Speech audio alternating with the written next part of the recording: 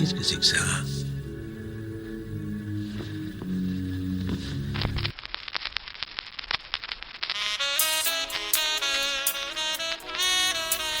Non, non, non, non, non, non, non.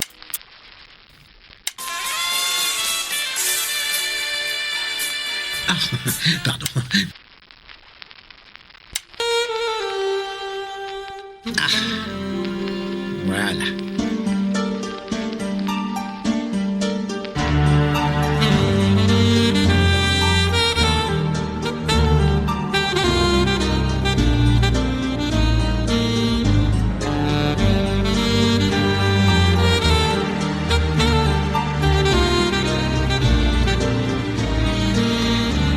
Bonjour et bienvenue pour ce 6e épisode d'Agatha Christie. Si vous nous rejoignez pour la première fois, quelques mots de présentation.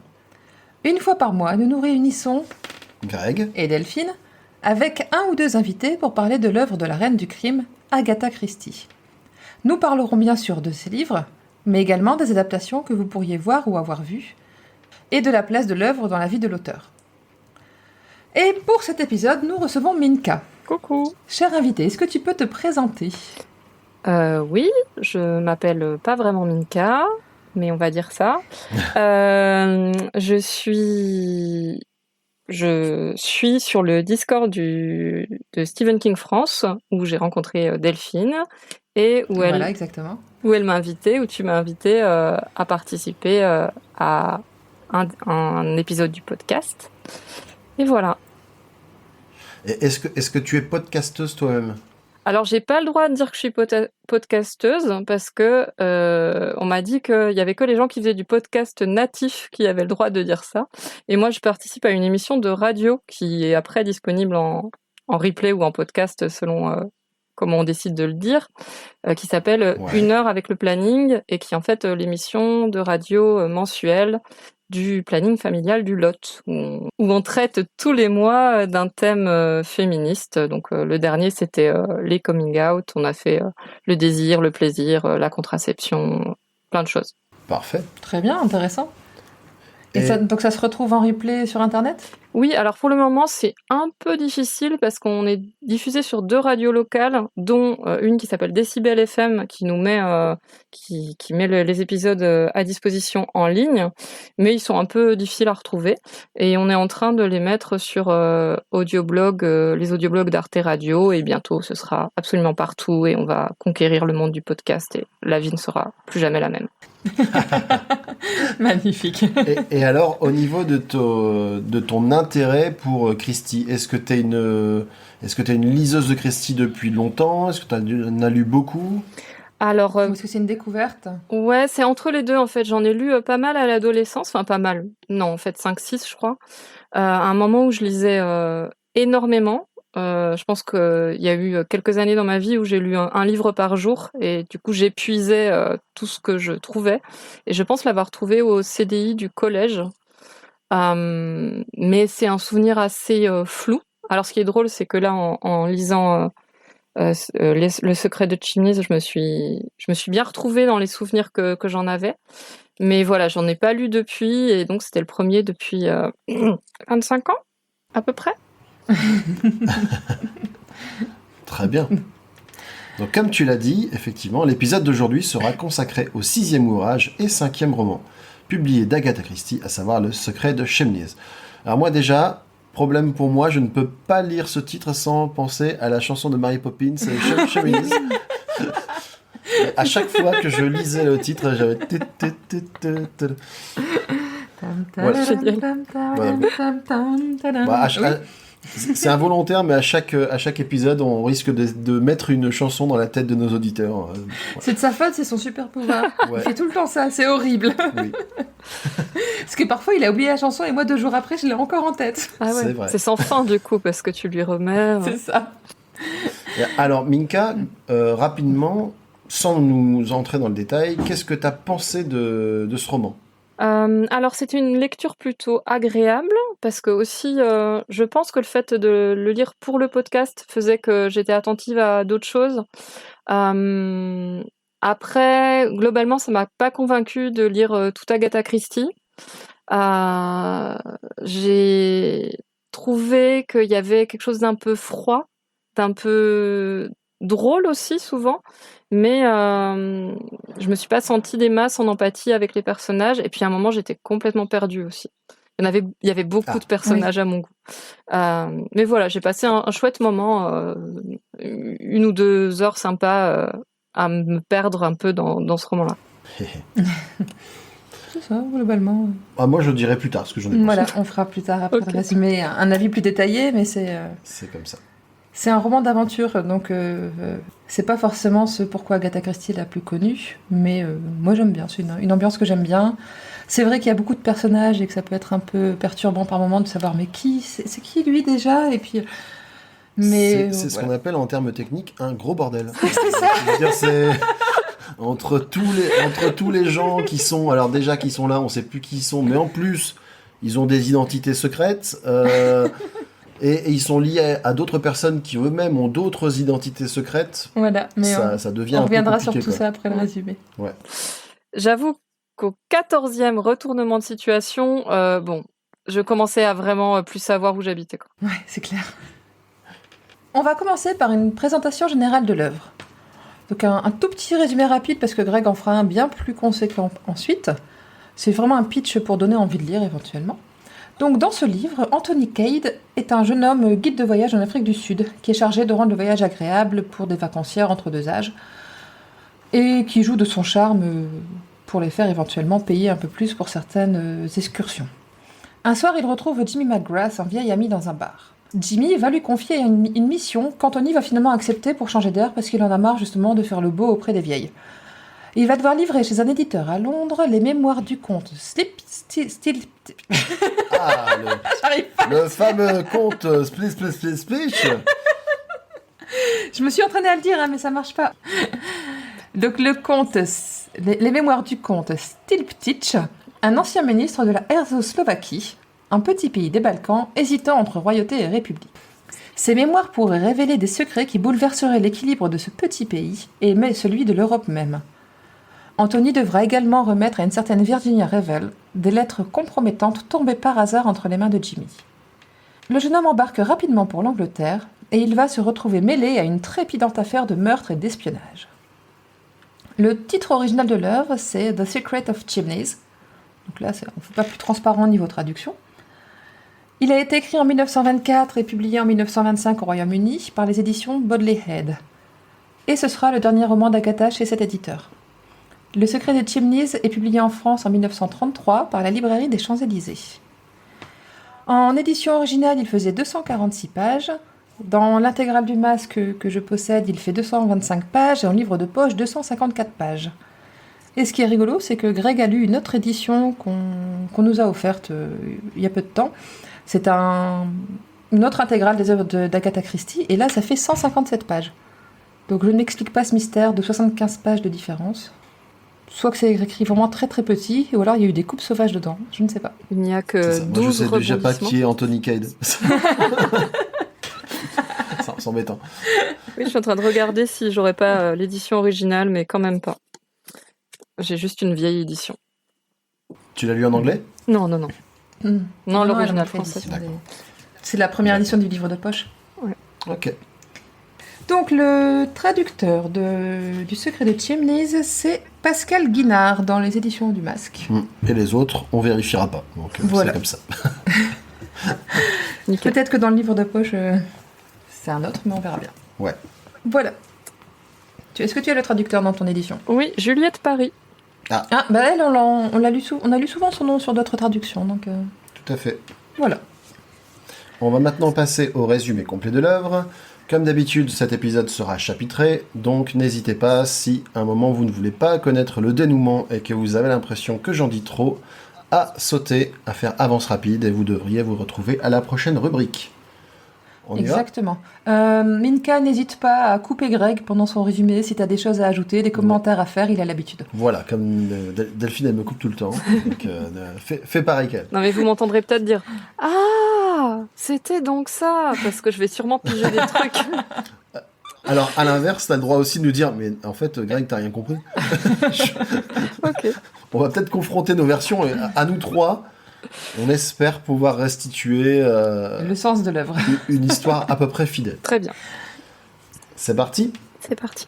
Donc on découvre effectivement, comme tu le disais Delphine, Anthony Cade et Jimmy McBride. Donc le premier fait des excursions pour des personnes âgées et se voit proposer une tâche a priori facile et rémunératrice. Jimmy a en effet pour tâche de ramener à Londres les mémoires du défunt comte Stilpitch, un haut dignitaire d'Erzoslovaquie, pays fictionnel, un petit peu comme ça m'a fait penser à la Sildavie et la bordurie dans Tintin. Oui, voilà, c'est ça. Voilà. On fait des pays là-bas comme ça du côté de l'Est, ça se verra pas. Donc à qui il avait sauvé la mise par le passé. Mais c'est Jimmy McGrath, Ouais, qu'est-ce que j'ai dit? McBride. Ah oui, bah, ça m'arrive souvent. Voilà, hop là, et je crois qu'après je dis McGrath, c'est pas grave. Donc tu parlais du pays fictionnel. Donc il lui a sauvé la mise par le passé. Et donc il a pour mission de ramener à Londres les mémoires de ce fameux comte, en échange de quoi il se verra remettre la coquette somme de 1000 livres. Il propose à Anthony de s'en charger pour lui, moyennant 250 livres, ce que ce dernier accepte bien volontiers. On en parlera à la fin de cette rencontre et puis de la mission et de... un petit hasard quand même. N'en disons pas plus. Donc Jimmy lui confie néanmoins une autre tâche, remettre des lettres d'amour à une certaine Virginie Revel à Chimneys, l'une des plus anciennes demeures seigneuriales d'Angleterre. Ces lettres lui proviennent d'un autre homme qui l'avait sauvé. Erzoslovaque lui aussi. Un Erzoslovaque lui aussi, décidément. Et qui lui a parlé d'ailleurs d'une mine d'or en mourant. C'est pour ça que lui, il veut pas retourner à Londres, il se dit, bon, soit aller ramener des lettres ou trouver une mine d'or. J'ai vite choisi. Oui, puis il est un peu obsédé par les mines d'or, d'après ce qu'on comprend dans le dialogue. Visiblement, ouais. C'est son truc, quoi. Tout à fait. Ouais, c'est ça. Bah, beaucoup plus que les lettres.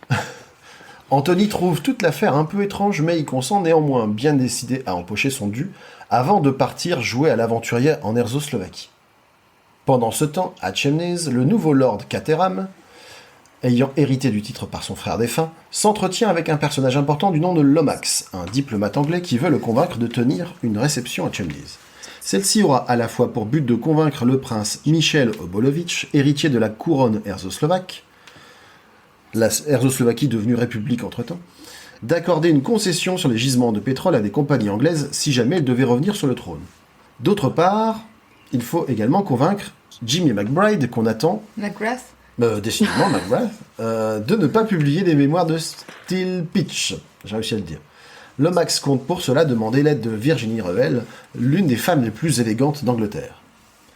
Miss Revel, qu'on découvre d'ailleurs comme une jeune femme apparemment troublante, vu que tous les hommes qui la rencontrent soit perdent leurs moyens, soit lui demandent de l'épouser. Et délicieusement inconséquente, comme souvent les nobles chez Christie. Les jeunes femmes, en tout cas. Ouais. Voilà. Elle est belle et elle le sait, manifestement. Pendant ce temps, Anthony est arrivé 2 jours plus tôt que ce que Lomax pensait suite à un quiproquo. Il reçoit plusieurs visites plus ou moins courtoises. D'abord un monarchiste erzoslovaque, puis un révolutionnaire de la Main Rouge qu'il doit corriger. Et en pleine nuit, il doit même lutter pour sa vie contre un faux serveur, un faux garçon d'hôtel, on va dire, italien. Hélas, il se fait voler les lettres.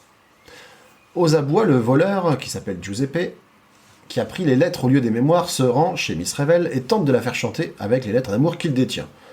Elle rentre dans son jeu sans se démonter, comprenant qu'il s'agit d'une méprise manifeste et jouant sur la situation. Ça l'amuse Oui. d'avoir affaire à un maître chanteur. Non, mais en elle fait, trouve ça délicieusement. Moi, je l'ai noté un peu décadent. plus loin dans mon résumé. Les lords anglais, ils ont l'air de tellement s'ennuyer que dès qu'il leur arrive des pépins, ils trouvent ça délicieusement amusant, quoi. Je veux dire, un meurtre, c'est cocasse. Ça change de mon quotidien. Exactement. Pendant tout le livre, il y a une espèce de légèreté. Il n'y a aucun moment qui paraît réellement grave ou même pris au sérieux, quoi. Tout est un peu drôle, un peu suranné. Voilà. C'est ça. Moi, je les avais qualifiés d'inconséquents parce Oui, que voilà, complètement tout ce qui leur arrive, voilà, ce sont des péripéties qui agrémenteront sans doute les conversations mondains, du prochain dîner mondain, quoi. Sans qu'il y ait ça va pas plus loin que forcément ça. de cruauté, en fait. Il y a un côté Non. très... oui, rien n'a d'importance. Nous sommes anglais, nous avons de l'humour. Tout passe, quoi. Voilà. Ou presque.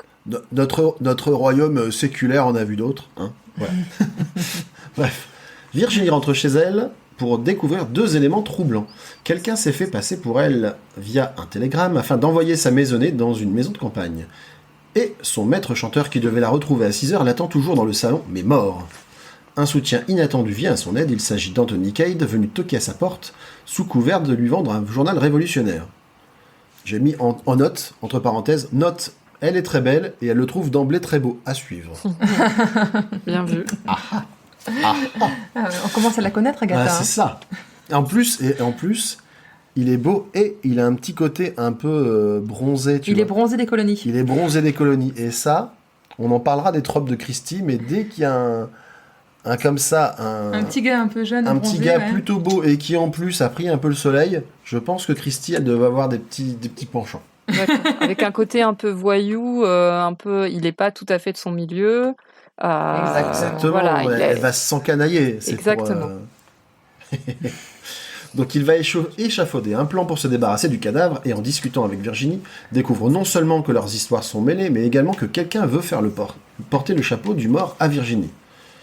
Notamment parce que dans le salon, on a laissé à disposition un pistolet gravé avec son prénom. Le truc vachement gros, c'est genre même si elle l'avait tué chez elle, déjà elle l'aurait pas laissé chez elle, et en plus éventuellement pas avec un pistolet à son propre nom, mais soit. Ils ont cette conversation d'ailleurs. Ils disent, il me semble Oui. qu'entre eux, ils se disent, mais c'est quand même un peu gros. On essaie de me faire accuser de façon pas très subtile.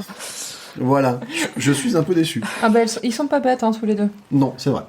Il parvient ensuite à cacher l'arme, puis se rend à Chemney's en cachette. Il se débarrasse également du cadavre au passage. Oui, c'est ça. Victoria, elle part toute seule. Et elle dit, bah, vous me rejoindrez plus tard. Victoria donc. Virginie. Pourquoi Victoria Victoria McBride. C'est ça, oui. Virginia. Ouais. Elle part toute seule et elle se fait rejoindre par Anthony. Par Anthony, oui. En secret. C'est même Virginie, je crois, donc. dans la version. C'est Virginie, ouais, tout à fait. Ouais, tu l'as peut-être lu en anglais. C'est Virginia dans Bah non, je l'ai dit l'adaptation. en français. Non, mais elle a décidé de changer tous les noms. Comme ça. Mais L'hôpital qui se fout de la charité, tout ça. C'est Virginie Oui, Et d'ailleurs, il se retrouve pas tout de suite, parce qu'entre-temps, lui, il Il va va faire tout un périple. il ouais. se rend par effraction à Chemney's, et d'ailleurs, ça lui permet de voir une scène, d'être témoin indirect d'une scène, à savoir qu'il entend une détonation, puis il voit une lumière qui s'allume à une fenêtre, et il n'en sait pas plus, et après il bat en retraite. Le lendemain, Chemney's est en émoi. Le comte Stanislas, qui était le fameux noble herzoslovaque, mais dont on apprend qu'il était en réalité le prince Michel, a été tué. Ce qui compromet l'arrangement. Bah, tu vois, moi, pardon, excuse-moi. Mais dans l'intégrale du masque, elle s'appelle Virginia. Ah bah écoute, moi je l'ai en tant que Virginie. Ah désolé, oui. Un Moi petit j'ai changement. Virginie et c'est Virginia dans la version, dans l'adaptation, mais voilà. Ouais. Yep. Bah écoute. Donc, ce meurtre compromet l'arrangement avec les Britanniques pour les concessions pétrolières. La police locale arrive sur les lieux, mais Lomax veut l'appui du surintendant Battle de Scotland Yard. Ce dernier ne tarde pas à apprendre l'effraction d'Anthony, mais ce dernier le devance en venant directement à Chemney's, se sachant suspecté. Il raconte alors sa version des faits, en tout cas la plus grande partie, et lorsque Battle lui montre le corps, Cade a la surprise de reconnaître sous l'identité du comte Stanislas le dénommé Holmes, à qui il avait remis le fameux manuscrit des mémoires du ouais. comte Spilstitch, ou Stilpitch, ou un truc comme ça. Spilpitch. Vous, Spilpitch. voilà. On va plus dire son nom de toute Slipitich. façon après, le comte, voilà. Voilà. Il est ensuite convié à rester à Chemney's le temps de l'enquête et retrouve Virginie Revel manifestement ravie de le revoir. Pendant leurs échanges, Battle et Lomax mentionnent également un diamant disparu, c'est Koh-i-Noor, je crois, Corino, je crois, ouais. et la présence sur le sol anglais du roi Victor, un voleur français réputé. D'ailleurs, Anthony voit traîner un Français soi-disant égaré, agenouillé dans un parc. C'est un peu louche tout ça. Ouais. Donc en gros, chacun mène son bout d'enquête et un peu on dirait une murder party, parce qu'il y a l'enquête de Battle, il y a l'enquête d'Anthony et de Virginie d'un autre côté, et tout le monde ne se donne pas forcément toutes les informations, parce qu'elle ne se fait pas entièrement confiance. Mhm. Bah tu vois, d'ailleurs j'ai noté, je rebondis sur ce que tu disais, j'ai noté l'aristocratie anglaise s'ennuie car tous sont plus excités que scandalisés par le meurtre en fait. Voilà, en gros il y a quand même un gars qui a canné devant eux et oh là là, Enfin, d'habitude, on s'amuse pas autant ici, hein, c'est cool. Mais même leur de excitation a quelque chose. Enfin voilà, ils restent très dignes et très. Je sais pas, très. Ah, bien sûr, pas d'effusion Ouais. non plus. Personne n'est jamais bouleversé. Ouais. Durant son enquête, Anthony s'adjoint sans le vouloir les services de Boris, l'ancien serviteur du prince Michel. Il comprend pas trop d'ailleurs pourquoi ce gars-là se met à son service, mais voilà, l'autre lui dit Non, mais c'est tout, j'ai décidé, vous êtes voilà, mon maître, maintenant, point. maintenant t'es mon boss, point final. Il ne demande même pas être payé d'ailleurs. Hein, C'est génial. Anthony part à Dinard vérifier les références de la gouvernante des enfants de Caterham. La nuit même, Virginie entend un bruit et accompagné de Bill. Alors Bill, on n'en a pas parlé, mais c'est l'assistant De George Lomax. de George Lomax, qui est lui-même le cousin de Virginie, Et qui est amoureux d'elle. et qui est follement amoureux d'elle. Et qui, à chaque fois qu'il la voit, Ouais. lui propose plus ou moins de l'épouser. Elle répond des choses Oui. comme mais jamais avant le petit déjeuner. Enfin, Ouais, Ah. c'est ça. C'est ça, ouais. Quand on fait une demande en mariage, on y met les formes. Ouais. Après, c'est vrai que du coup, lui, t'as l'impression que c'est un peu une espèce de dialogue établi entre eux. Il lui dit bonjour, voulez-vous m'épouser, quoi. C'est la conséquence logique de leurs échanges, quoi. En tout cas, Bill aperçoit une silhouette en pleine nuit en train de démonter les armures. Il tente de l'intercepter, mais celui-ci parvient à se sauver. Lorsqu'Anthony revient à Chennez, après avoir fait chou blanc, il convient avec Virginie et Bill de monter une équipe pour appréhender le voleur au cas où ce dernier réapparaîtrait. Et le soir même, ça tombe bien, ils parviennent à arrêter quelqu'un. Mais ce quelqu'un n'est autre que Monsieur Lemoine de la Sûreté française. Donc voilà, encore un nouveau personnage qui arrive. Ouais. et c'était Mais il lui. reconnaît le- Oui, il reconnaît C'était le lui mec qui du traînait parc. dans les... C'est ça. C'est ça. Qui traînait autour du lac, oui. C'est ça. Puisque le lac est un point de discussion bien pratique pour ne pas se faire entendre. Oui, à chaque fois, ils viennent débriefer au milieu du lac, parce qu'au moins, comme ça, ils sont sûrs que personne ne les entend. L'arrivée de Lemoine est propice aux révélations. On apprend donc que l'ancienne reine d'Erzoslovaquie avait été initialement chargée par la Main Rouge, donc la Main Rouge qui sont les révolutionnaires erzoslovaques, de séduire le roi d'alors, mais avait ensuite décidé de les doubler pour devenir reine. Cependant, elle gardait ses amitiés avec le fameux roi Victor, donc le voleur international. français, entretenant avec lui une correspondance qu'elle signait Virginie Revel, qu'elle utilisait pour faire remplacer les bijoux de la royauté par des imitations. C'est pas par hasard qu'elle a choisi Virginia Revel, c'est parce que Virginia Revel a été l'épouse du diplomate anglais en Erzoslovaquie. Tout à fait. Et donc c'était une personne que la reine côtoyait lors des réceptions, etc. Et visiblement elle lui a plu, et c'est pour ça qu'elle avait choisi de prendre ce nom-là comme pseudonyme dans les échanges de lettres. Elle lui a plu ou justement elle a voulu un petit peu assouvir une petite vengeance? Moi j'avais plutôt compris qu'elle était un peu jalouse, quoi. Moi, j'avais compris comme Greg qu'il y avait un côté. En tout cas, c'est évoqué à un moment. La personne qui a D'accord. choisi ce nom-là, avant qu'on sache que c'était la reine, voulait sans doute que, si jamais ça tombe entre de mauvaises mains, ça nuise à quelqu'un qui lui faisait peut-être un peu d'ombre ou en tout cas l'avait agacé. D'accord, j'avais pas compris ça, mais bon. En tout cas, c'est pas un hasard et il y a ce passé pas par hasard, erzo-slovaque de Virginia Revel. Ouais, et qui entre en ligne de compte. La reine était surveillée, et tant et si bien que lorsqu'elle a voulu remettre le Kohinoor, donc le fameux diamant, à son complice lors d'un séjour à Chemnitz, elle n'a pas pu le faire, et donc elle a dû le dissimuler sur place. Elle l'a tellement bien caché que le diamant n'a jamais été retrouvé, Voilà. et donc est toujours quelque part. En plus, manque de peau pour ceux qui voulaient mettre la main sur le diamant. Malheureusement, elle a été assassinée peu de temps après, avec le roi par la Main Rouge, qui était un petit peu revancharde de s'être fait doubler, tandis que le roi Victor, lui, partait en Amérique en se faisant passer pour l'héritier présomptif.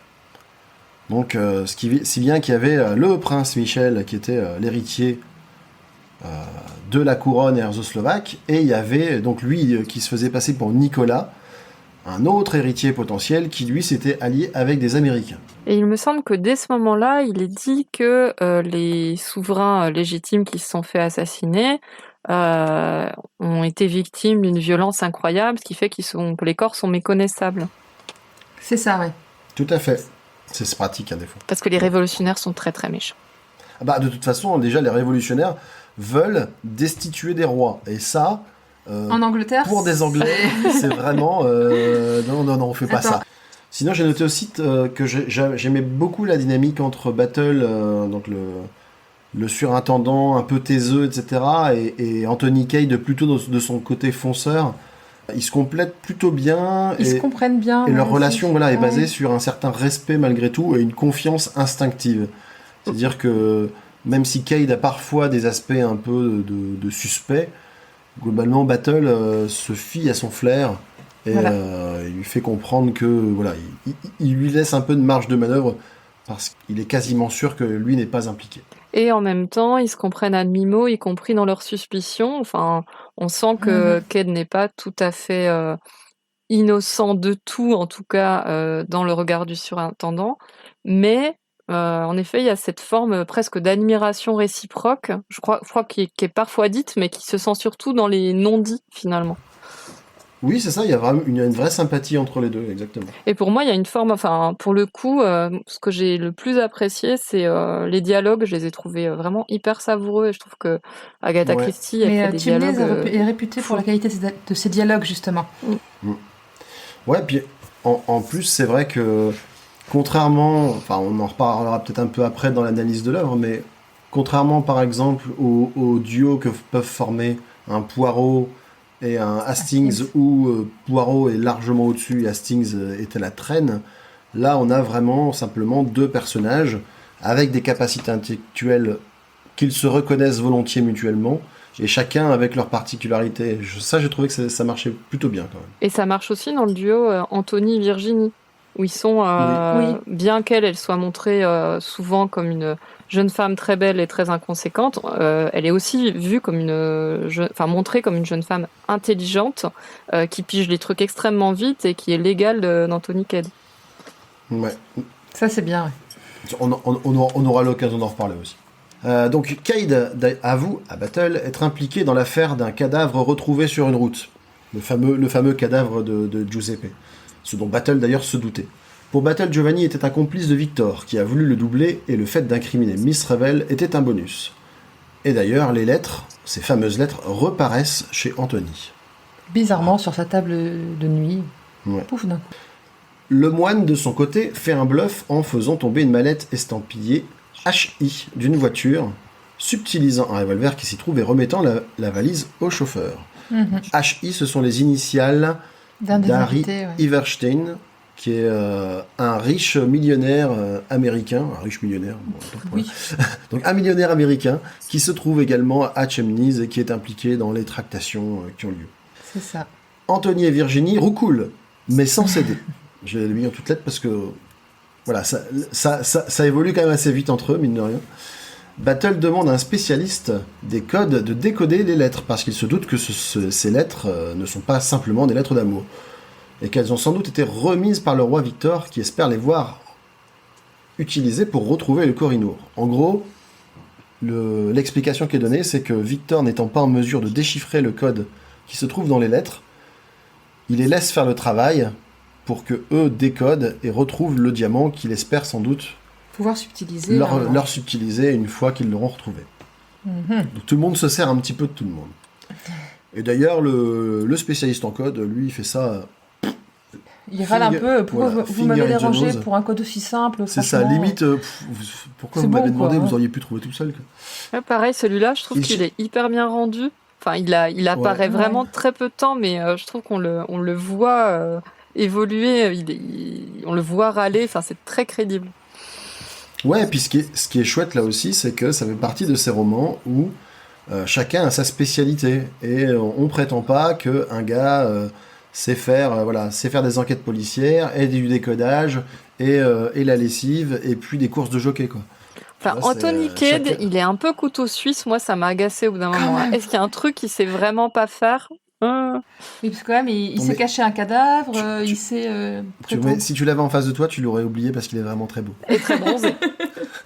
Et très bronzé, très, très, très bronzé, j'insiste là-dessus. Souvent, hein, ça revient avec c'est Bill qui se plaint. Oh, elle est encore avec ce jeune homme bronzé des colonies. C'est ça, ils se rendent bien compte que depuis qu'Anthony est là, les autres Ils ont sont perdu un Virginia, peu, quoi, ouais, c'est- ils sont un peu relégués au second rang. Quoi. Bref, ils cherchent à suivre les indices laissés et tombent sur une cachette. Mais cette cachette, Je crois que c'est une brique, Une brique qui était décelée. déplacée dans un tunnel, c'est pas ça? Elle a manifestement été déjà visitée. D'ailleurs, sans doute pour la deuxième fois, après un premier déplacement de Stitch.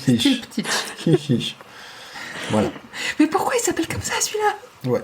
On l'appelle Stitch et puis on n'en parle plus. Ouais. Stitch, c'est très bien. Le conte Stitch.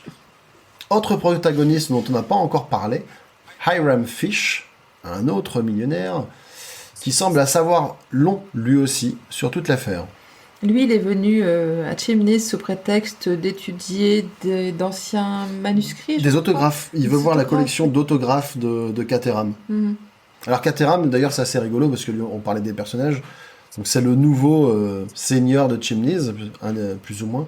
Mais alors lui, toute cette affaire, non seulement le dépasse, mais en plus Mais elle ça le l'ennuie. saoule. Ça trouble sa quiétude de l'ordre anglais, là. Mais pourquoi?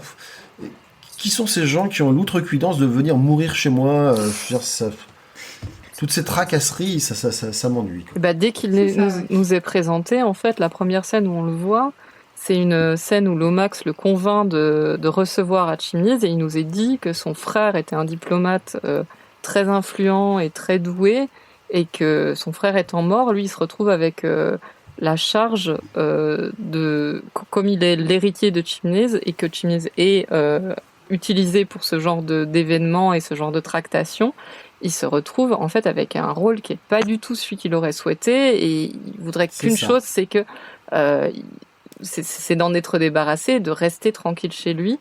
Et j'aime bien aussi ce personnage-là de ah mais qu'est-ce que je vais faire dans cette galère quoi. Il est assez touchant je trouve dans sa volonté de rester en dehors et de en même temps bon bah voilà c'est ma charge, il faut bien que je le fasse.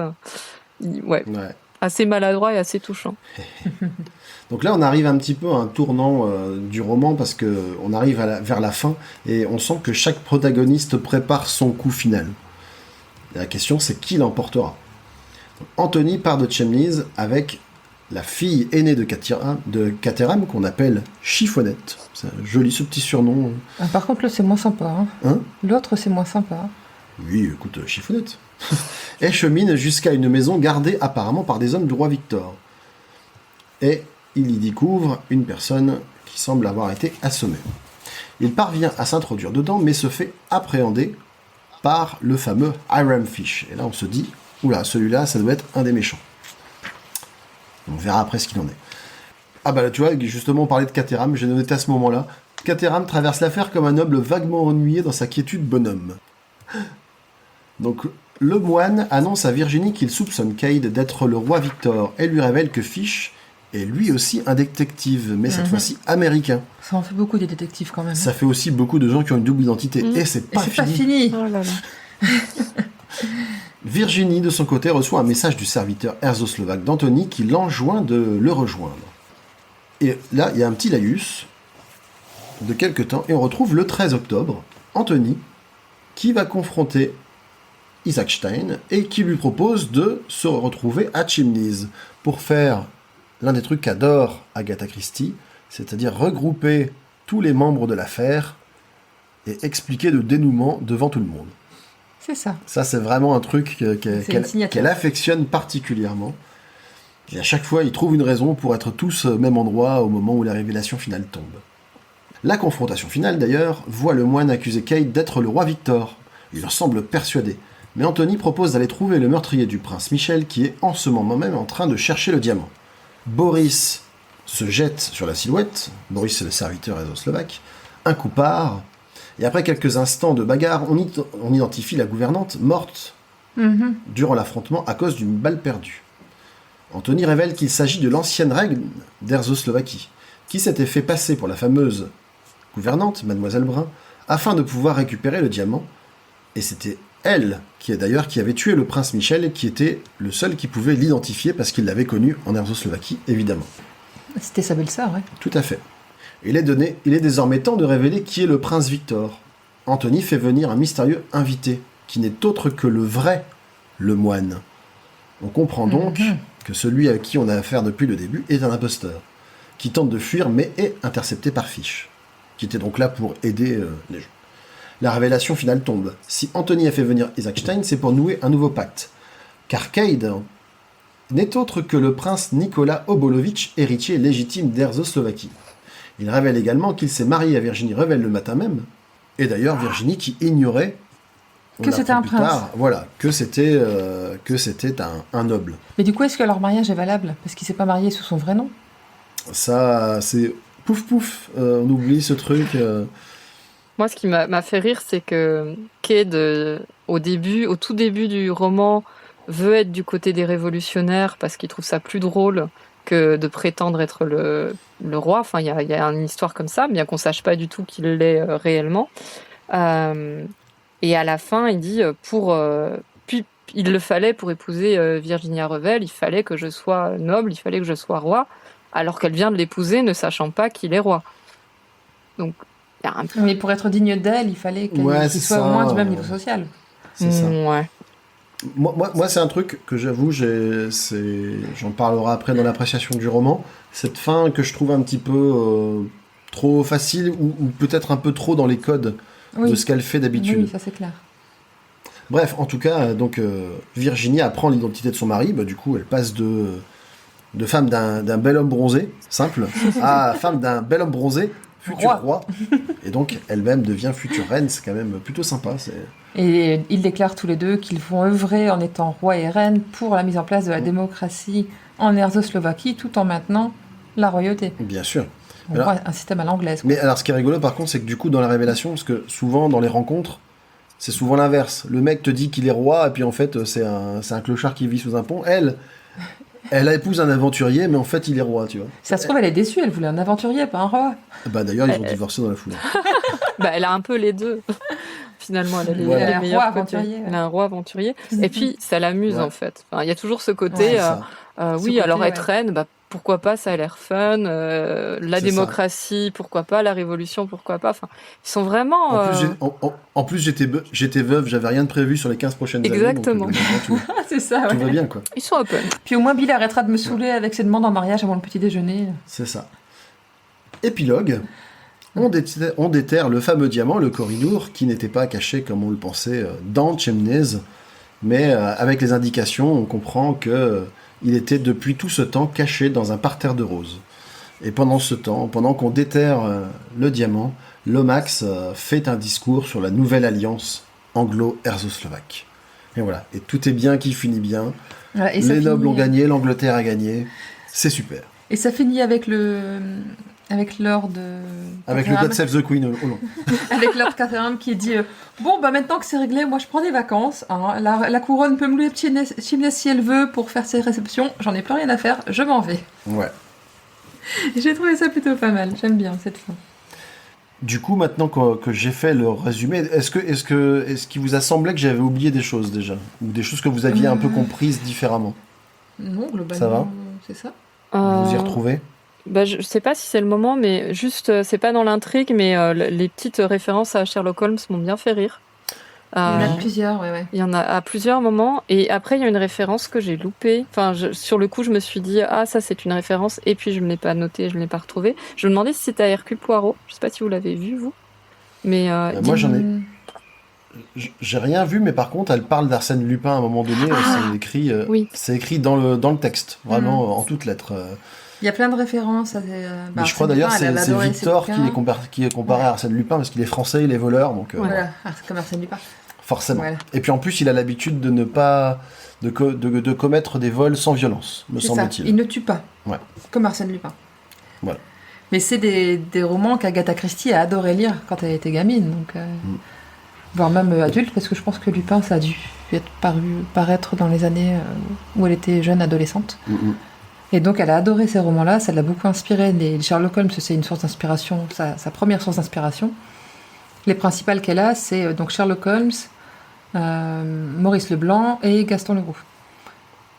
C'est vraiment les principales. Et après, elle a plein d'autres romans. Elle adorait lire les romans policiers et toute la littérature policière anglaise du début du XXe siècle. C'est quelque chose qu'elle a beaucoup lu et relu.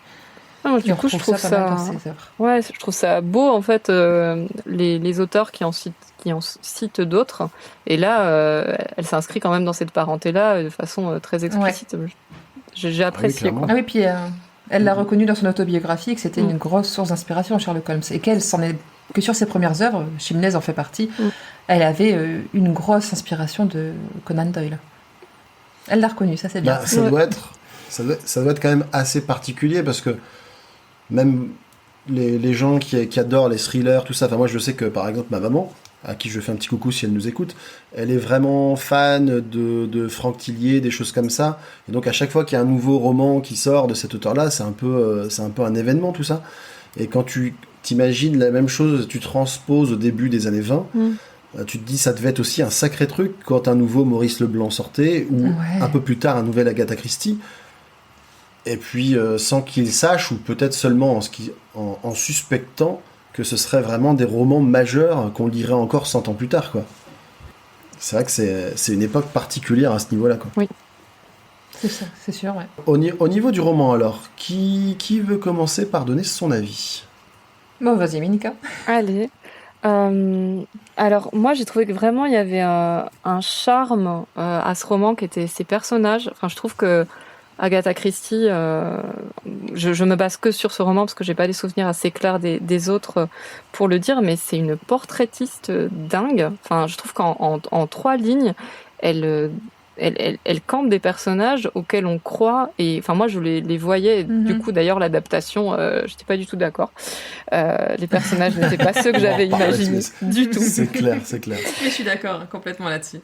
Et en même temps, ce qui est assez étrange, c'est que certains personnages, en 3 traits, j'ai l'impression de les connaître presque intimement, notamment Lomax, par exemple. J'ai vraiment l'impression de voir, d'avoir un aperçu de ce qu'il ressent, de ce qu'il porte. Il y en a d'autres qui sont des personnages plus importants, comme Virginie Revel et comme Anthony Cade.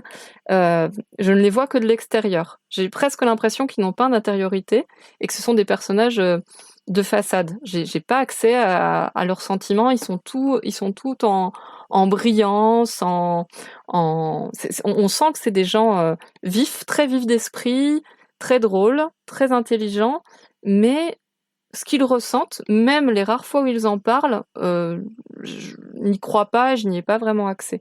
Donc voilà, c'est un truc un petit peu mitigé. Après, j'ai aimé la mécanique qui se met en place sur les doubles identités, les doubles agendas des personnages. On croit qu'ils sont là pour ci, mais en fait, c'est pour ça. Et au final, ça m'a perdu aussi parce qu'il y en avait trop. Enfin, à la fin, il y avait plus un personnage qui passait où j'étais sûre qu'il soit vraiment ce qu'il disait être, ou même dont je me souvienne de ce qu'il était censé être. Donc voilà, ça m'a un petit peu perdu. Ah bah c'est vrai qu'au niveau des personnages, comme tu le disais, hein, il y a vraiment pléthore. Hein, et si tu comptes en plus les doubles, voire les triples identités des gens, au bout d'un moment, ça devient compliqué. Enfin, j'avais essayé de les mémoriser, mais du coup, tu as le comte Stanislas qui est en fait le prince Michel et qui s'était fait passer pour Holmes, le coursier des éditeurs. T'as Anthony Cade qui donc est l'héritier Nicolas Obolovitch. T'as le prince Victor qui se déguise en le moine de la sûreté. Enfin, je veux dire, c'est... Oui, même le serveur n'est pas vraiment le serveur. Enfin, il y a vraiment... Il y a la reine qui est la gouvernante. Ouais, la gouvernante, c'est la reine, exactement. Dont on croit qu'à un moment qu'elle est vraiment la gouvernante. Mais en fait, enfin bon, tout est comme ça. Et il y a un côté, en même temps, pareil, hein, brillant de la part d'Agatha Christie, parce c'est un roman court, donc il faut tenir en aussi peu de pages autant de retournements de situation et que ça tienne quand même et que ce soit quand même cohérent. Mais moi, justement, qui ai l'habitude quand même de lire des choses plus longues, je pense, ça a manqué de temps pour qu'en fait ça me touche que tel personnage que je croyais être un tel n'est pas celui que je crois, parce que j'avais pas eu le temps réellement d'y croire en fait à ce personnage. Ouais. À part voilà, quelques exceptions. Ouais, Christie, de toute façon, depuis son premier roman... Alors déjà, moi, je rejoins ce que tu dis, à savoir que... Mais dès son premier roman, elle avait cette capacité à peindre des personnages en quelques lignes. Très probablement parce que beaucoup des personnages qu'elle dépeint sont basés sur des gens qu'elle connaît. Donc elle sait appuyer là où ça va bien pour, tu vois... Pour faire un peu comme un caricaturiste qui sait dire, voilà, allez, je vais grossir le trait, je vais forcir le menton pour affirmer la personnalité, pour que ça ressorte immédiatement. Et ça, elle le fait vraiment super bien. Et à côté de ça, c'est vrai que il y a pas de temps mort chez Christie. Il y a pas de moment, il y a assez peu de moments de réflexion, ou alors ça dure 2 pages et après c'est reparti pour de l'action. Les descriptions, il y en a très peu. Enfin, elles sont réduites à leur strict minimum. Tu sens qu'elle veut te faire, elle veut maintenir le spectateur, le lecteur en haleine, quoi. Après, moi, ce que j'ai pensé du roman, j'ai déjà commencé à en parler aussi. J'aime bien la plupart des personnages, notamment Battle. Comme je disais, je trouve qu'il est presque plus sympathique qu'un Poirot. Il est moins truculent, mais le côté où il est beaucoup moins... déjà, il est beaucoup moins vantard, il est beaucoup moins imbu de sa personne. Il est peut-être un peu moins doué aussi, mais ça reste un très bon enquêteur, mais il la ramène pas. Je suis un peu comme toi, Anthony Cade, qui... C'est finalement un des personnages les moins intéressants. Surtout, moi, j'ai perdu tout intérêt pour lui au moment où on apprend qu'il est le prince héritier. D'accord. Bon, c'est tout à la fin. Oui, mais tu vois, en fait, c'était très bien d'avoir un personnage qui partait de rien, qui était personne, et qui arrivait à être l'égal des nobles de par ses propres qualités. Et ben non. En fait, non, bien sûr que non, il est l'égal des autres, mais c'est parce qu'en fait, il est prince, quoi. Je veux dire, on n'avait pas besoin de ça. Moi, je trouve que l'histoire n'avait pas besoin de ça, sauf pour faire un super happy end avec Virginie Revel. Ouais, même moi j'avais l'impression que même sans ça, il y aurait eu un super happy end, mais qu'en effet, ça dit quelque chose à la fois un peu des valeurs et de la morale de l'époque. Et Tout à fait. également, j'ai l'impression qu'il y a un truc on veut forcer le trait jusqu'au bout de personne n'est qui il semble être. Enfin, si on fait à l'inverse, qui est vraiment qui joue son propre, enfin qui ne joue pas un personnage, on arrive à finalement assez peu, il me semble. Il y a Virginie Revel, mais qui par contre est jouée par quelqu'un d'autre à un moment. Enfin, quelqu'un prend son identité, même si elle n'a pas double identité. Il y a Lomax. Enfin, il y en a quelques-uns, mais moins que de ceux qui ont une double identité. Et j'avais l'impression que cet ultime retournement d'identité, qui en fait ne sert pas à grand-chose dans l'histoire, c'était comme pour nous dire, allez, j'en rajoute encore une. Je joue sur ça jusqu'au bout, quoi. C'est pour aller jusqu'au bout du délire. C'était la louchette de chantilly sur la crème, sur la cerise, sur le gâteau déjà bien riche, quoi. Exactement. Et moi, ce qui m'a en plus particulièrement gêné dans ce rebondissement, c'était que, pour moi, elle nous avait déjà fait le coup, Christie, avec son précédent roman d'espionnage, L'homme au complet marron. L'homme au complet marron. Où en fait, pareil, c'est l'héroïne qui est maligne, qui est débrouillarde, à qui il arrive plein de trucs là, et elle s'éprend d'un bel étranger bronzé aussi d'ailleurs, et avec qui elle vit une folle passion. Et du coup, vers la fin du roman, on apprend que en fait c'est le riche héritier d'un industriel qui possédait des mines d'or ou de diamants, un truc comme ça. Des mines de diamants, de diamants en Afrique du Sud. Enfin bref, voilà. Et à chaque fois, ils te disent, voilà, les héroïnes de Christie, elles veulent des hommes aventuriers qui leur fassent vivre vraiment la passion, mais il s'avère toujours que finalement ils sont aussi pétés de thunes.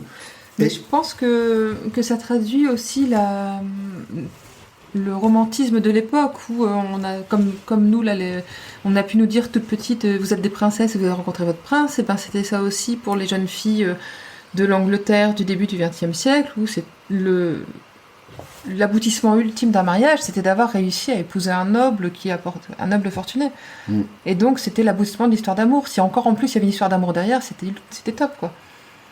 Je pense que c'est ce que ça traduit dans ces fins où les personnages finissent toujours par se marier avec quelqu'un de fortuné, parce que c'était le but ultime recherché. Et je pense que si tu prends n'importe quel roman, enfin tu prends même dans les romans de Jane Austen par exemple, finalement ça finit toujours avec des histoires avec des nobles. Il n'y avait jamais, je pense pas de mémoire, quelqu'un qui épouse un homme pauvre et qui s'en sort avec les honneurs. Quand c'est quelqu'un qui épouse un homme pauvre dans ces romans-là, qui sont pourtant d'immenses romans, la femme qui va épouser un homme pauvre, c'est une femme qui va se déshonorer, parce que souvent l'homme pauvre est un homme qui n'est pas honorable, justement.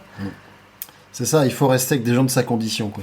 Tu sens qu'il y a Non, quand c'est même... pas ça non plus, bah mais- si, enfin moi c'est comme ça que je lis entre les lignes, quand même. Mhm. Et même quand du coup tu trouves ton égal, et que tu penses que tu aimes un homme, par exemple, désargenté, mais en fait, c'est parce qu'il est de ta condition et que tu le sais pas. Et tu vas apprendre et tu vas dire, ah bah oui, finalement, c'est pour ça qu'il me plaît autant, c'est parce que, voilà, il est de mon monde. Mhm.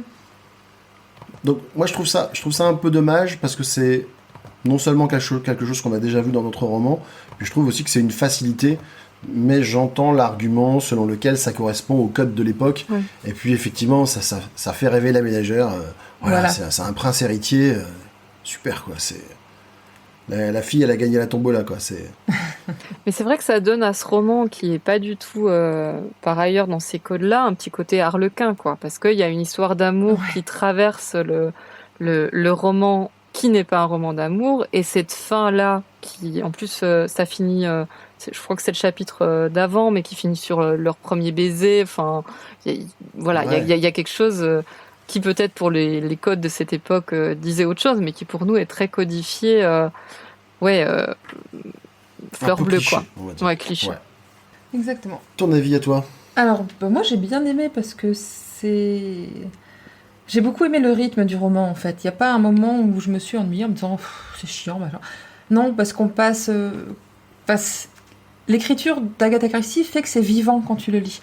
C'est comme tu disais, tu as déjà dit plusieurs fois, ce que tu as dit toi aussi Mika, en 3 lignes elle arrive à te peindre un personnage, une situation, et tu comprends ce qui est en train de se passer. Mm. Même si parfois c'est un peu un imbroglio et tu cherches à démêler les nœuds, malgré tout, tu arrives à te faire une image de ce qui se passe. Tu arrives à te représenter les personnages, les lieux, sans qu'elle ait besoin de faire 15 pages de description. Et là, justement, c'était encore plus le cas que d'habitude, je trouve. C'était vraiment très vivant et j'avais envie de savoir la suite et de suivre les aventures, savoir ce qui allait se passer. Je me doutais quand même que le moine, c'était pas le moine, parce que je trouvais bizarre qu'il soit en train de se planquer derrière le hangar à bateau à un moment, et que quand Anthony Cade le découvre, il se présente pas tout de suite comme un flic. Enfin voilà, je me suis dit, il y a un truc à voir avec lui. En plus, il est français. Tiens donc, le roi Victor est français. Ça, je l'avais deviné. J'étais toute contente. Bravo.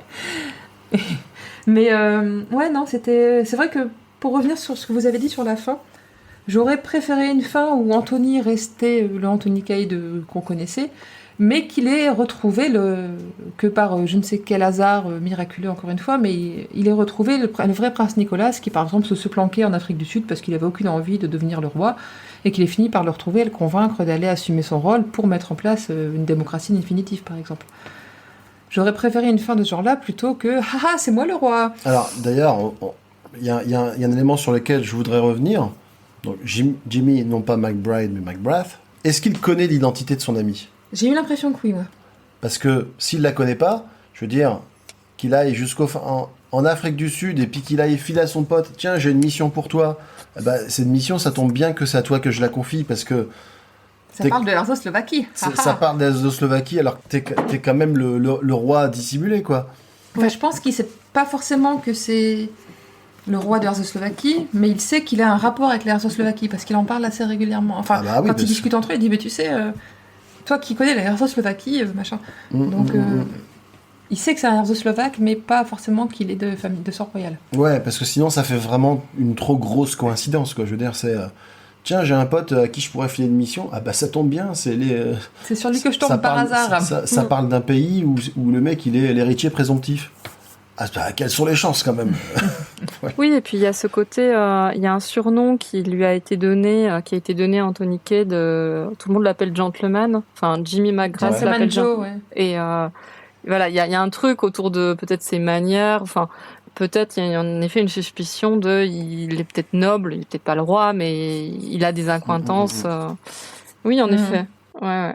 Et puis c'est vrai que leur dialogue, enfin, du coup j'ai envie de relire le début, mais je le ferai plus tard. Ouais. Je me dis peut-être il y a des dialogues à double, enfin voilà. Ouais, mais je suis double d'accord avec sens. toi. Je pense que je vais relire le début aussi pour essayer de voir si Si on aurait pu se s'il y douter a, à un moment. ouais, voilà, il y a Mm. des indications qui, genre, un petit clin d'œil, tu sais, un petit coup de coude dans l'épaule. Alors, l'Erzoslovaquie, Wink, toi, wink. tu connais bien, hein, clin d'œil, clin d'œil. Donc, en tout cas, chers auditeurs, n'hésitez pas à nous donner votre avis.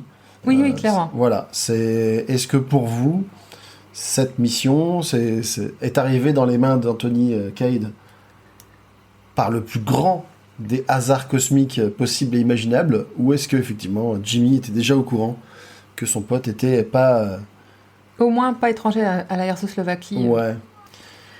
Donc voilà pour cette œuvre qui finalement, moi j'ai bien aimé la lecture, même si la fin est un peu décevante par certains aspects. Franchement, jusqu'à la fin, il y a quand même de la surprise et du suspense. On va donc passer à la suite. La place de l'œuvre dans la vie d'Agatha Christie. Et ouais, parce qu'on le fait à chaque fois. Donc, on va revenir en arrière jusqu'à L'homme au complet marron, parce qu'en fait, les enquêtes d'Hercule Poirot, c'était vraiment une parenthèse, un recueil de nouvelles, donc elle avait écrit à différents moments, mais c'est vraiment L'homme au complet marron, le dernier roman qu'elle avait publié avant Le secret de Chimneys, et qui avait eu une influence, puisque grâce au succès de ce roman, elle avait pu s'acheter une voiture, la fameuse Maurice Cowley grise. Oui. Et c'est grâce à ce roman également qu'elle avait commencé à envisager d'être une vraie écrivaine. Archie, son mari, quant à lui, a trouvé un nouveau travail à la City et ça permet au couple de se lancer dans la recherche d'un nouveau logement. Pour l'instant, ils habitent à Londres, dans un appartement qui commence à être un peu petit pour leur vie à trois. Et puis Agatha a envie de se rapprocher de la campagne, en fait. En 1924 et en début de 1925, Agatha semble traverser vraiment la phase heureuse de sa vie. Et c'est à ce moment-là qu'elle va écrire Le secret de Chimneys. Je pense que ça explique aussi le côté un peu léger du roman, un peu tout en... où les personnages prennent tout dans la légèreté, dans la bonne humeur, parce que c'est ce qu'elle ressentait aussi beaucoup. En 1924, Agatha et Archie quittent leur appartement à Londres pour Sunningdale, à une 50aine de kilomètres de la capitale. Agatha se rapproche de la campagne et Archie peut s'adonner à sa nouvelle passion, le golf. C'est pas vraiment le logement dont Agatha rêvait, mais de Sunningdale, on peut retourner facilement à la City. Attention, parce que Sunnydale, c'est Ouais, je sais. c'est là où il y a Buffy J'y ai contre pensé les en le disant. vampires. C'est pas tout à fait le même endroit. Non, C'est pour ça que c'est pas son endroit préféré, en fait. C'est sous la bouche Voilà, de ça doit être l'enfer. ça, ouais. C'est pas top. Exactement, il y a des vampires qui rôdent le soir, c'est pas forcément pratique. Et donc, ils ont trouvé un appartement dans une grande maison qui s'appelle Scotswood et qui est entourée de vastes jardins qui sont vachement agréables pour leur petite fille Rosalind qui peut jouer facilement, etc. Et en plus, Agatha elle va se faire plaisir, elle va s'adonner à sa passion pour la décoration. De ce que j'ai lu, elle aurait décoré de grands pans de papier peint fleuri dans tous les sens, une pièce avec... Tu vomirais à la voir, tellement c'est fleuri de partout, avec différentes couleurs, parce que Greg adore les motifs floraux. Moi, je pense que j'aimerais beaucoup. Là, ah ouais, c'était... de ce que j'ai vu, enfin lu surtout, c'était très fleuri, et elle aimait beaucoup ça. Le 4e appartement de cette maison de Scotswood n'est pas occupé, et du coup, Agatha, elle va le louer pour y héberger sa mère, et soulager un peu sa sœur, parce que Clara, la maman de Agatha, commence à avoir sa santé qui décline de plus en plus. Et en fait, les deux sœurs se relaient pour s'occuper d'elle, et ça lui permet vraiment de l'accueillir dans de bonnes conditions. Malgré cette installation un peu loin de Londres, Agatha rêve d'être encore plus à la campagne. Elle rêverait d'avoir un cottage. Archie, de son côté, lui, veut se rapprocher d'un terrain de golf de meilleure qualité que celui de Scotswood, à côté de Scotswood. Et en plus, il se verrait plus habiter dans une grande demeure que dans un petit cottage. Ils finissent par, dans un premier temps, décider de déménager de nouveau pour acheter un appartement dans une maison immense qui est à construire dans une propriété qui aura également 2 terrains de golf. Mais ils se rendent compte que les coûts de construction sont beaucoup plus élevés que ce qu'ils ne pensaient, et ils vont devoir renoncer au projet. Et finalement, en courant 1925, ils trouvent une grosse demeure luxueusement aménagée qui fera penser à l'autrice à une suite du Savoy à la campagne. Donc le Savoy qui est un hôtel 5 étoiles de Londres, très très chic et fréquenté par la bonne société. Et donc elle a l'impression de se retrouver dans cet hôtel-là, mais à la campagne. C'est un poil tapageur, mais la propriété a un joli jardin avec un ruisseau, un potager. C'est tout ce dont elle rêvait, elle. Il y a pourtant un détail inquiétant. Ça n'arrête pas Agatha, mais elle aurait pu tiquer. La maison a la réputation de porter malheur aux familles qui s'y installent. Sur les 3 derniers propriétaires, un est ruiné, l'autre a perdu sa femme, et le 3e couple s'est séparé. Ça aurait dû lui mettre la puce à l'oreille, d'autant que plus qu'elle dira plus tard qu'elle a senti les mauvaises ondes dès son entrée dans la maison. Agatha et Archie décident de nommer leur nouveau foyer Styles, en hommage au premier ouvrage qu'elle avait publié. On pourrait aussi y voir un mauvais présage, puisque dans le roman, il est question d'une famille dont les membres se détestent les uns les autres. Et Styles sera en effet le cadre de la désintégration du couple Christie. Financièrement d'abord, parce que pour tenir Styles, ils engagent une excellente cuisinière et son mari, réputé bon à rien. Et ils ont toujours Carlo, la secrétaire nounou, qui est devenue amie de l'auteur. C'est-à-dire qu'ils ont 4 salaires à verser, en plus des frais de tenue de la maison. Archie a décidé en plus, lui, de s'acheter une voiture. Agatha, elle aurait voulu un second enfant, mais son mari se souvient de l'horrible grossesse qu'elle a vécue et ne veut plus revivre l'invasion des langes et des biberons, et donc il refuse.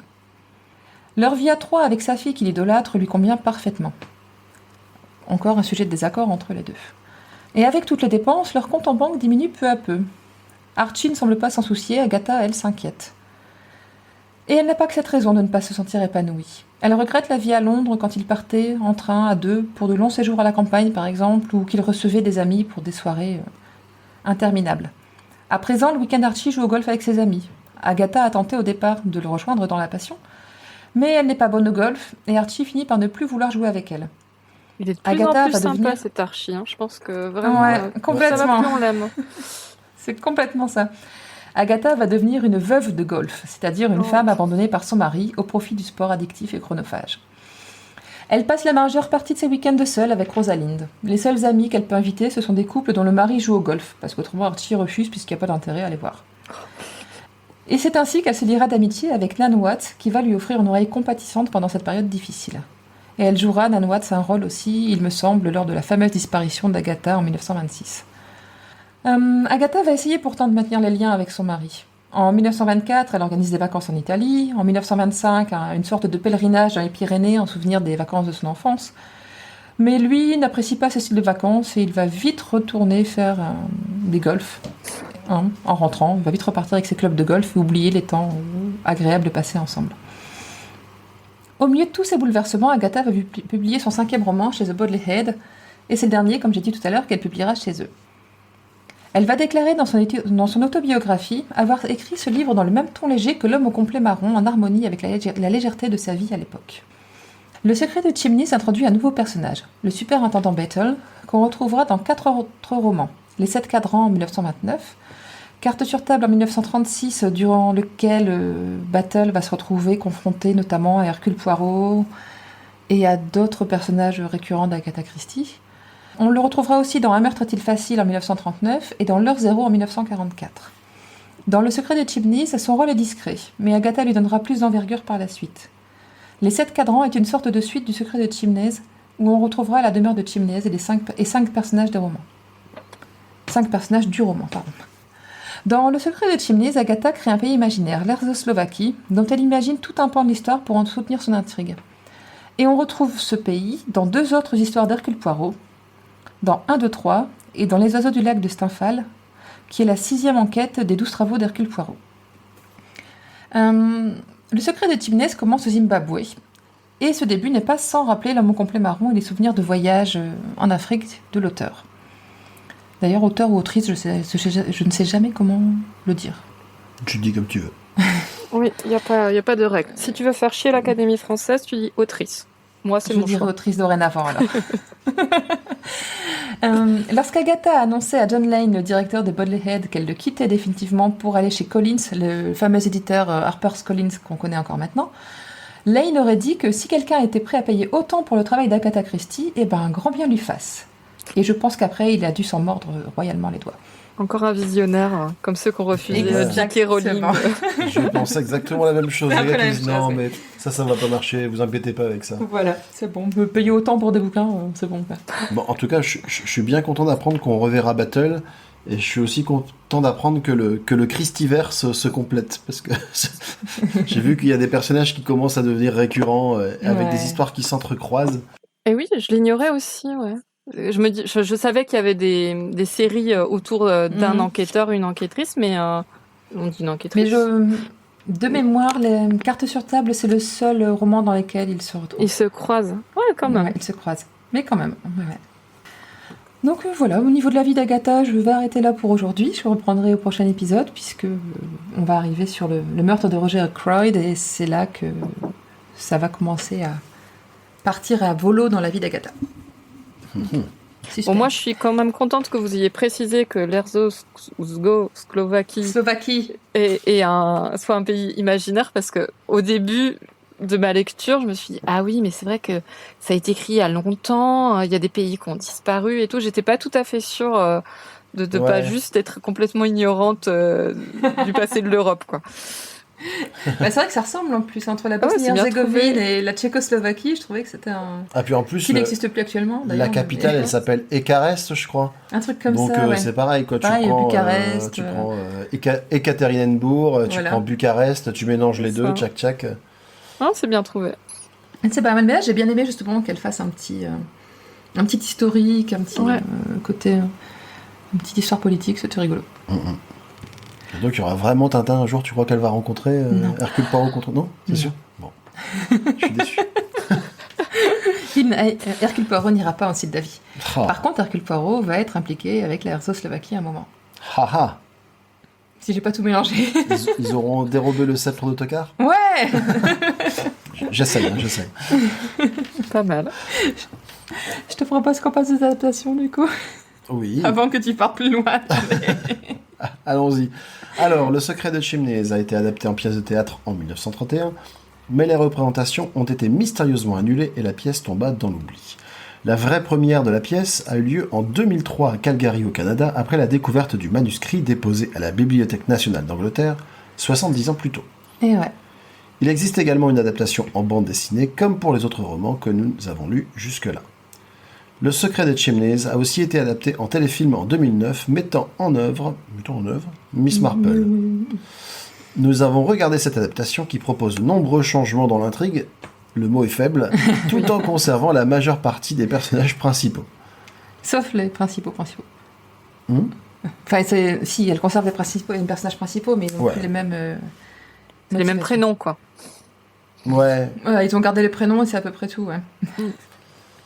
c'est vrai que ce qu'on avait dit des précédentes adaptations, Qui était quand même relativement fidèle, là. elles étaient relativement fidèles, pas dans les adaptations des petits meurtres d'Agatha Christie, parce qu'on sait qu'ils prennent vraiment des Oui. grosses libertés, mais par contre, par exemple, la Mais là, série c'est- Hercule Poirot avec Suchet, il y a parfois des omissions ou des combinaisons de personnages ou des choses comme ça, mais ça reste globalement fidèle. Et là, par contre, j'ai Rien, quoi. l'impression qu'ils en avaient rien à carrer. À part le lieu et quelques personnages, c'est Ouais. pas la même histoire, quoi. Il y a des thèmes Bah. un petit peu qui reviennent, mais Oui, il y en a voilà. d'autres qui sont rajoutés. Enfin, on va en parler, mais c'est un objet assez étrange, cette adaptation. Complètement, Bah, ouais, c'est vas-y, clair. vas-y, parle-en Vas-y. déjà des trucs qui sont rajoutés. Est-ce qu'il y en a certains qui t'ont plu ou surpris Alors, il y a toute une histoire autour de la filiation, mais bon, je commence un peu par la Ouais. fin, mais c'est ce qui m'a le plus choqué. C'est Puis je pas l'ai vu grave, en vas-y. 3 fois, alors j'ai vu les 10 dernières minutes aujourd'hui.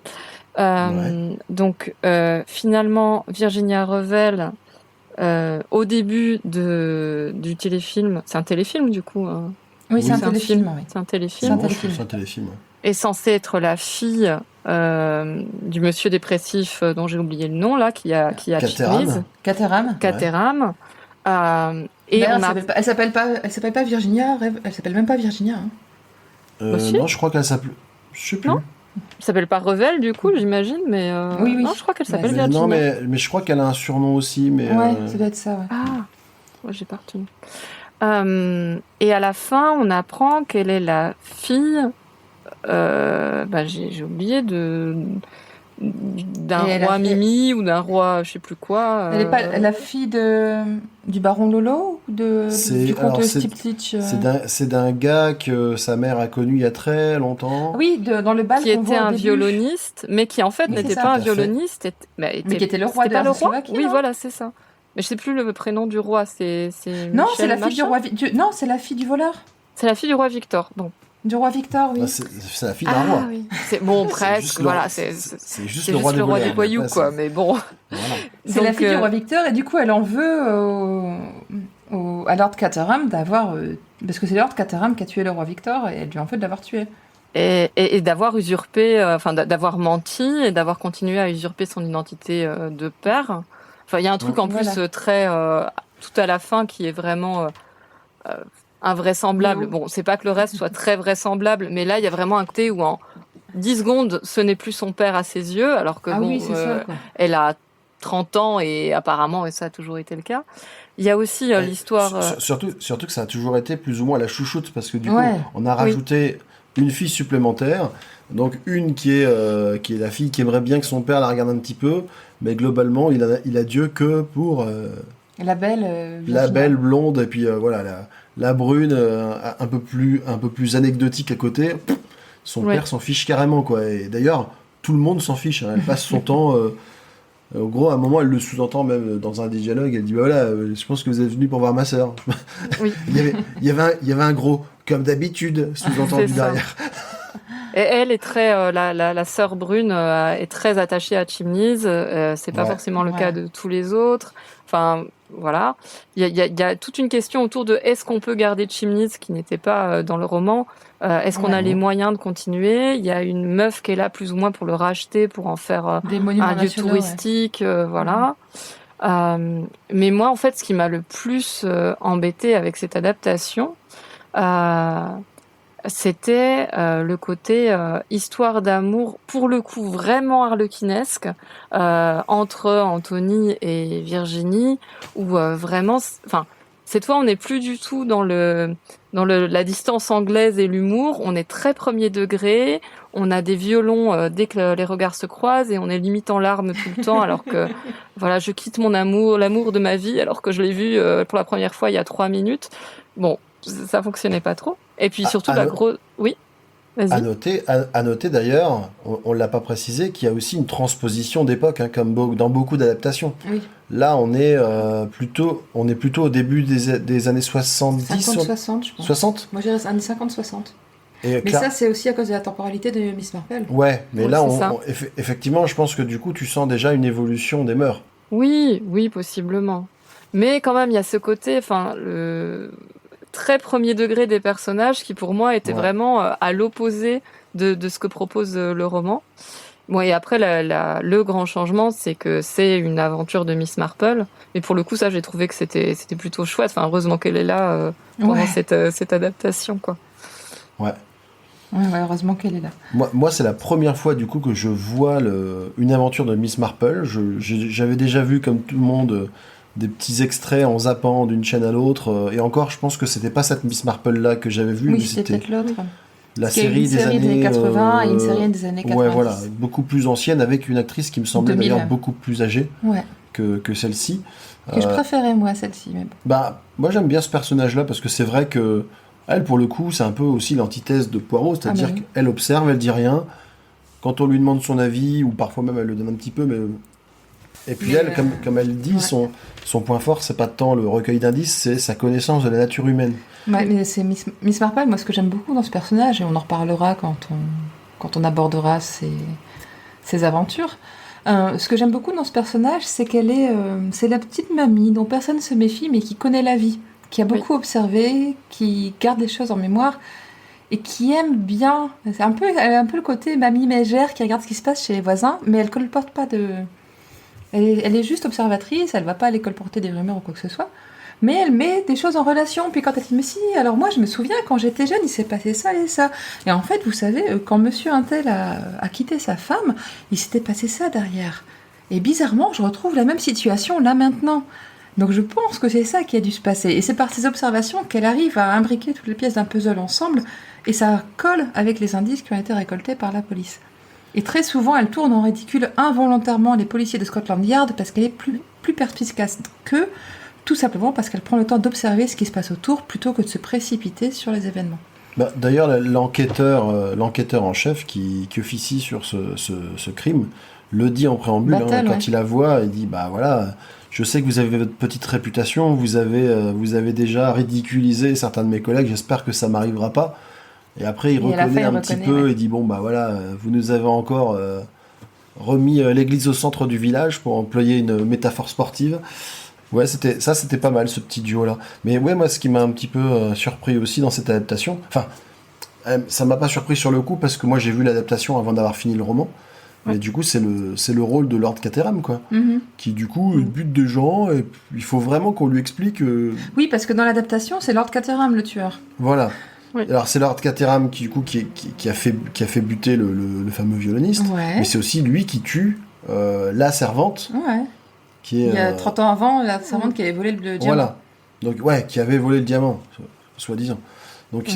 Ça, c'était c'est un vrai que- accident, mais c'est lui qui le cache, c'est lui qui, même 30 ans après, essaie de dissimuler ça. C'est Voilà. lui qui laisse tout le monde galérer et chercher sans jamais faire avancer l'enquête, au contraire, en Ouais. essayant... voilà. Et c'était drôle parce qu'en plus, j'ai trouvé que, pour le coup, ce personnage-là était bien casté par rapport au roman. Il ressemblait physiquement et dans ce qu'il dégageait à ce que moi, comment j'avais imaginé Lord Caterham par rapport à ce qu'avait écrit Agatha Christie, mais alors même que c'est pas du tout le même personnage. Et, Ouais. C'est ça, ouais. et par contre, c'est vrai que Anthony Quaid, pour le coup, il est pas bronzé, il est pas beau puis, gosse, il sert est pas, à rien- il sert à il fait rien pas dans- envie. dans Oui, l'histoire, il sert à rien. Il sert à rien, quoi. Il est mou, il a un air de chien battu. Enfin, vraiment, celle qui joue Virginia, elle est plutôt bien castée, je trouve. Elle est jolie, ouais, Ouais. elle est très Elle jolie. est, bien. elle est jolie, elle a un truc un peu vif. Après, bon, la direction d'acteur est ce qu'elle est, donc elle est très mièvre. Mais ça aurait pu marcher, en tout cas, dans l'aspect physique. Mais alors lui, Anthony Quaid, grosse déception, quoi. Celui que j'ai trouvé qui était plutôt bien, c'était le superintendant. Je trouvais Ouais. que Bethel, qui restait quand même assez froid, flegmatique et très en retrait malgré tout, j'ai trouvé que ça correspondait pas mal à l'image que je m'en faisais. Tout à fait. J'ai bien aimé aussi l'amoureux entre guillemets de Virginie, Bill. celui qui va se faire éconduire. Alors justement, Merci.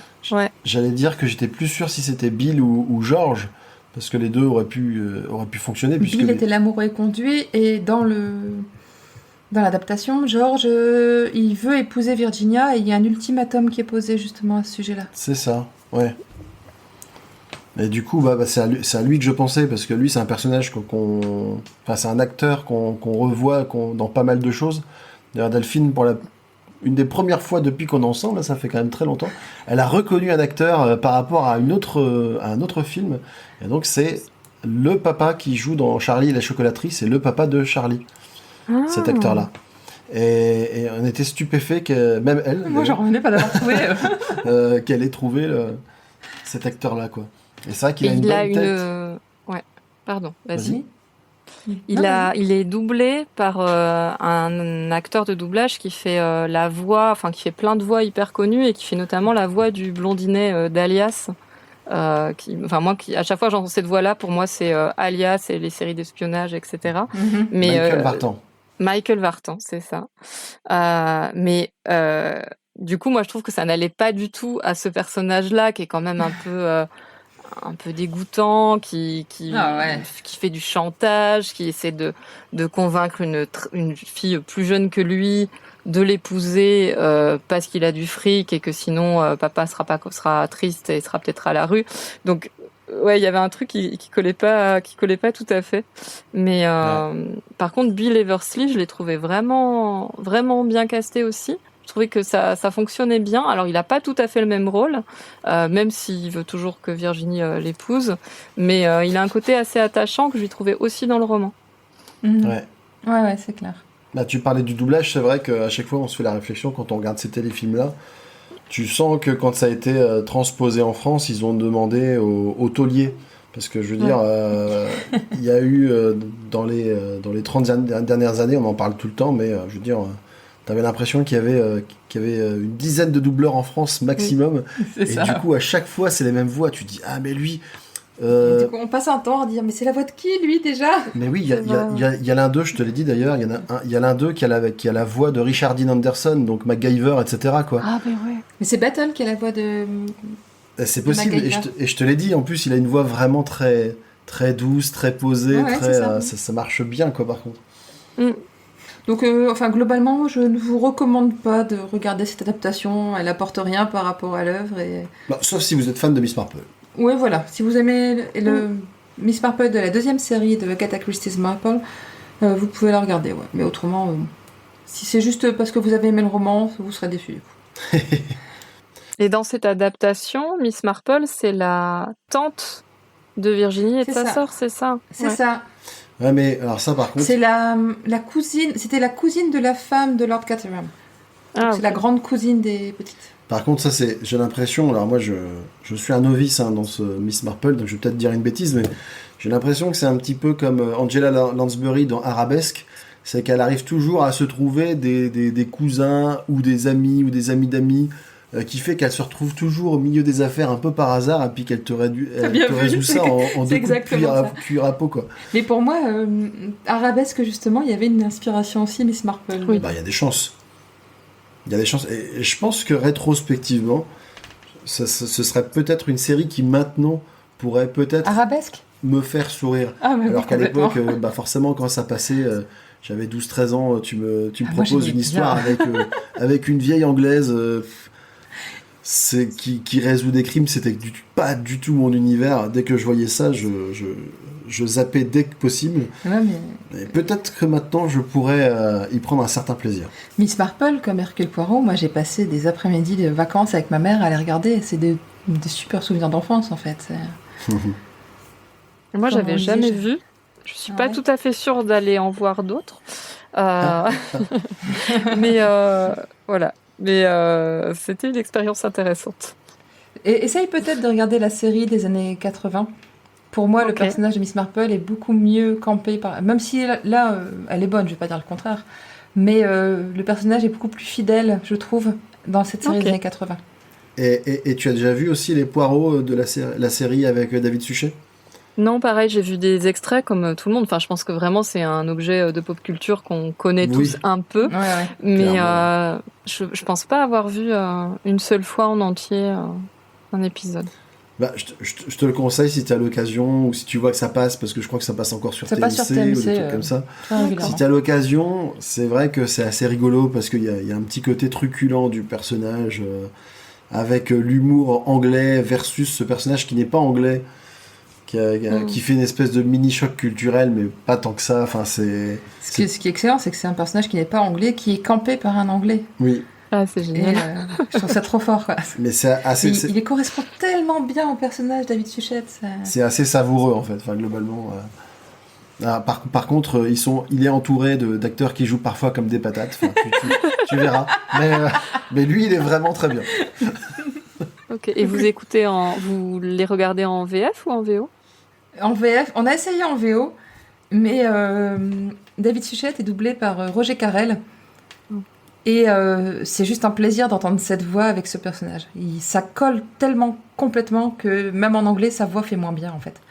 Pour moi, la vraie voix de David Suchet colle moins bien que la voix de Roger Carrel. Ouais, puis il y a aussi le fait que dans les Hercule Poirot qu'on avait trouvés, souvent on avait l'épisode potentiellement en VO, mais pas forcément avec les sous-titres.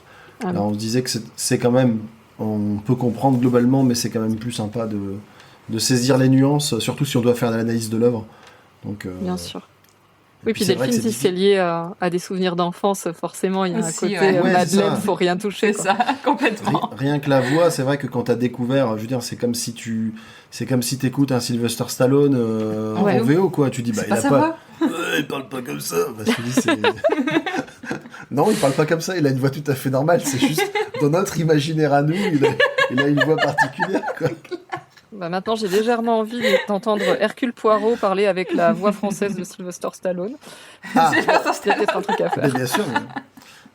Je te ferai un montage. J'enregistrerai par-dessus. Est-ce qu'il y a des choses supplémentaires que vous vouliez rajouter sur le roman? Non, moi je vous recommande de le lire, vous passerez un bon moment, c'est bien agréable sur la plage cet été par exemple, ou dans le train pour partir en vacances, ce sera très bien. Moi, j'ai C'est envie vrai. de lire la suite, quand même. Parce que j'ai Les envie 7 de cadrans. revoir les personnages. Ouais, je pense que je vais chercher les 7 cadrans. Et... Ah, Alors, si je me trompe pas, dans les 7 cadrans, le personnage de Bundle, donc celle que tu as appelée Chiffonnette, Ouais. moi elle s'appelle Bundle dans le roman, donc c'est pour ça que j'ai mis un temps à recoller les morceaux. D'accord. Ils ont gardé son nom. Et ce sera elle, un des personnages principaux. Ah, ok. Ok. Bon, pourquoi pas. En même temps, c'est un personnage vraiment très secondaire, mais dans les quelques Mhm. échanges qu'elle a avec Virginie, et c'est plutôt sympathique. Donc, Oui, voilà. ça me va. Ouais. On va te remercier de Oui. nouveau, Minka, de nous avoir tenu compagnie ce soir. Est-ce que Merci à vous.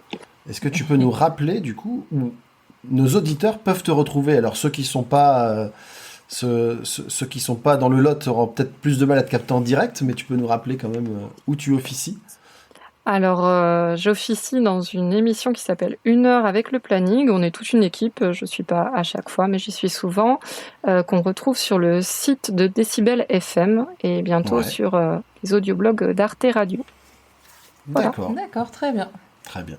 Eh ben, merci à vous, en tout cas, c'était très agréable. On t'en prie. Bien contente aussi, moi ça m'a plu. Ouais.